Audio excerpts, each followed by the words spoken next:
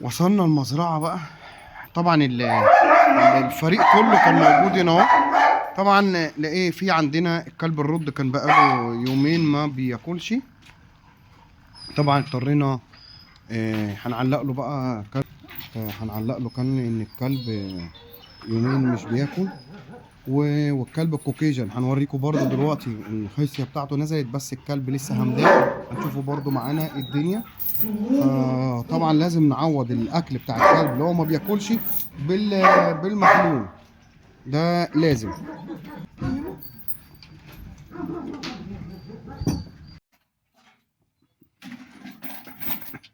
ايه يا حبيبي؟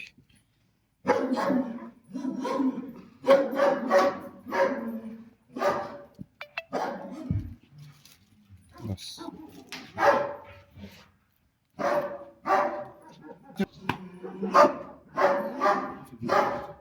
ماشي. ما عندكش اي خط حراره هنا؟ في بروفين عندنا برمان. بص يا باشا، انا عايز اعلق في لعبين مش هناخد الحراره. كلوفين عشان الحراره. الكلام دي الحاجه الوحيده اللي هتنزل له حراره خالص دلوقتي، ماشي؟ بس انت ايه؟ هو المفروض ان هو ياخد منها 200 سم. فانت تجيب نجيب له تجرد على طول. ده هو اصلا دمه مش ماشي. ده اللي هينزل الحراره خالص دلوقتي.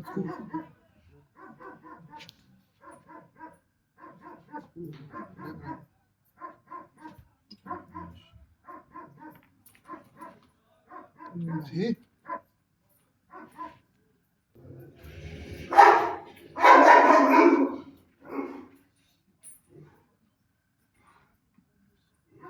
السم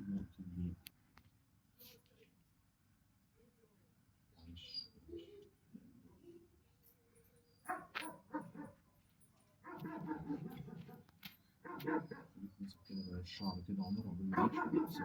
بس زي ما كده طول ما درجة حرارته عالية ما تلعبش في الوريد ده. درجة حرارته عالية. بص، مفيش ترمومتر دلوقتي. احنا بنعمل ايه؟ هترفع. انا بقول لك مفيش ترمومتر. اقوم حاطط دي ايه؟ نار اهي. كده عمر نار. يبقى انت تعمل ايه؟ اللي هينزل الحراره عاليه. زي مثلا عندنا في البلاتين لما حد بيبقى ايه؟ عنده درجه حراره عاليه يقوم جاي وراح الحمامات يعملوا ايه؟ بانيو من ثلاجه ده زي الكلام ده. بس امن بس ايه يبقى شغال. طبعا اديله الابره. لا مش هديله الابره الثانيه دي، هديله السرنجات الثانيه. في سرنجات ثانيه. ليه بقى؟ ما دي بدايه اللي عند ده بدايه. الحقنه اللي هاخدها حتى ده هينزل حمام بكره فيه دم كده. حمام احمر البول بتاعه هيبقى.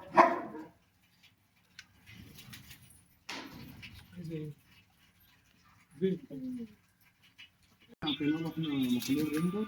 هو اللي بنديله مضاد حيوي وفيتامين.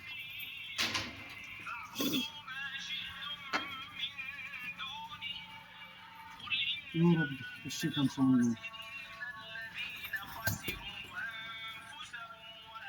معلش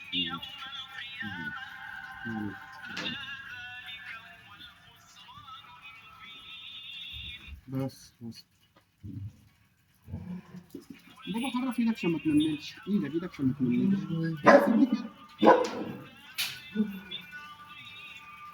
عشان هتنمل ايدك كده اهو. مش واقف عليك.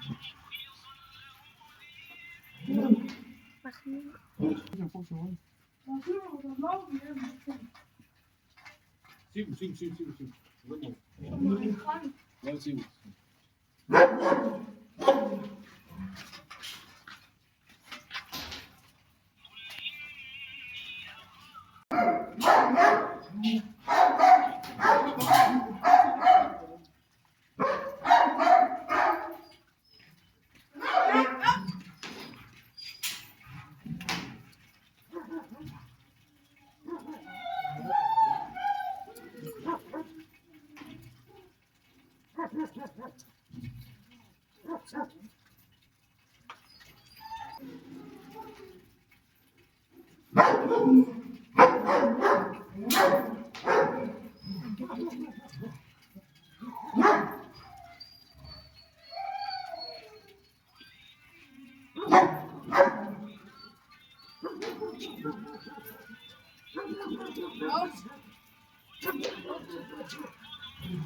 خش على التاني معايا يا عمر.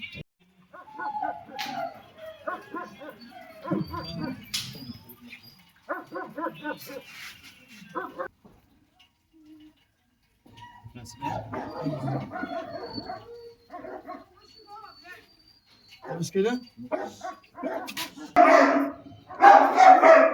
احنا بنديله محلول تحت الجلد عشان الدكتور ده قال لك برضو ان ما ينفعش نديله في الوريد طالما كان سخن. ادينا مضاد حيوي وخفض حراره وعطينا الكلب الجولدن والكلب الكوكين. ربنا المستعان برضه وربنا الستار ان شاء الله. طبعا في حاجات بتيجي كده مفاجاه، ممكن كلب بيفصل اكل يوم ويومين تلاقي الكلب تعب مره واحده كده اهو مع حاله، درجه حراره علت، الكلب مثلا لا قدر الله فيه اي حاجه. لكن الحمد لله اهم حاجه ان الكلاب ما فيهاش حشرات، هي دي اهم حاجه، لان لو في حشرات بيبقى دخلنا على حاجات تانية لا قدر الله بقى بابيزيا الكلب الايه التعب ده. لكن الكلب الحمد لله ما رشش الكلاب كلها وعلى الابر فالحمد لله. بس هي بتيجي ايه الحاجات اللي هي المفاجاه ان شاء الله وربنا يشافي ان شاء الله. ونقابلكم بقى لما نشوفوا بكره كده الكلاب ايه الدنيا مع بعضينا.